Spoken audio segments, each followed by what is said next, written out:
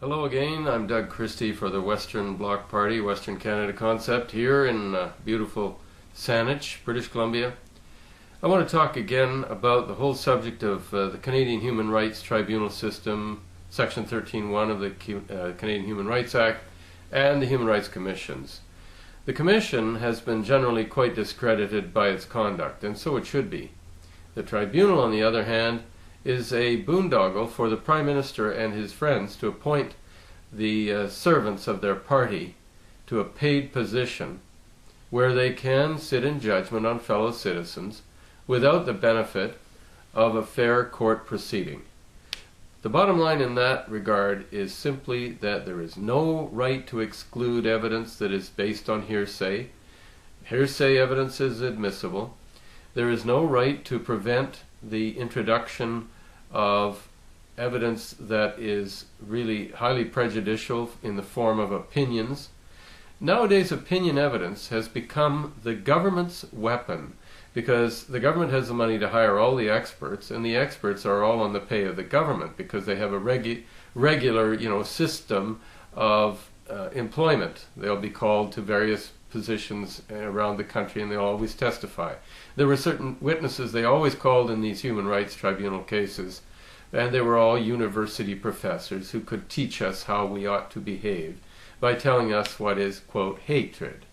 And as if we couldn't, as a people, figure out the difference between truth and hatred, fair comment and hatred, or religious opinion and hatred, all those issues never arose because they were not even defenses. Truth's not a defense.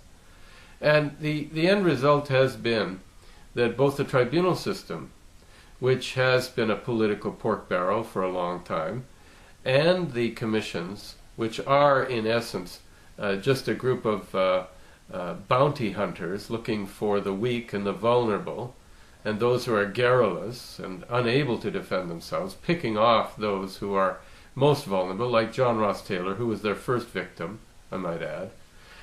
These have become more and more public laughingstock. Well, that's why the Canadian Free Speech League has instituted a petition to the Minister of Justice. He, after all, Rob Nicholson, is responsible for the human rights tribunals and the Commission and their inquisition, which it is, into opinions under Section 13(1).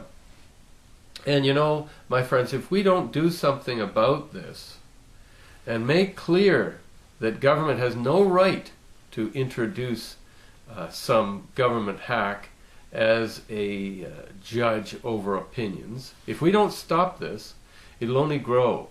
And there is a chance now that we could stop it because it becomes such a laughingstock. So I'm inviting you to communicate with us because we have a petition. We're going to put it online, but we will email it to you.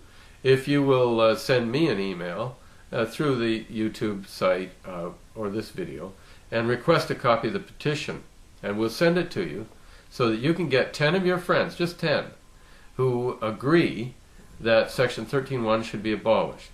And if you do that, I mean, this is our job. We're fighting for freedom as much as anyone did in wartime. Nobody's getting hurt. We don't want to hurt anybody. We want to preserve our freedom through the democratic process by you and me getting together to make sure that other people realize what the real threat is and petition government to stop it.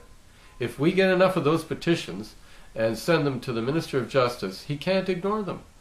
We have to get thousands and then hundreds of thousands of people contacting Rob Nicholson directly or using our petition, which is, after all, name, address, and signature.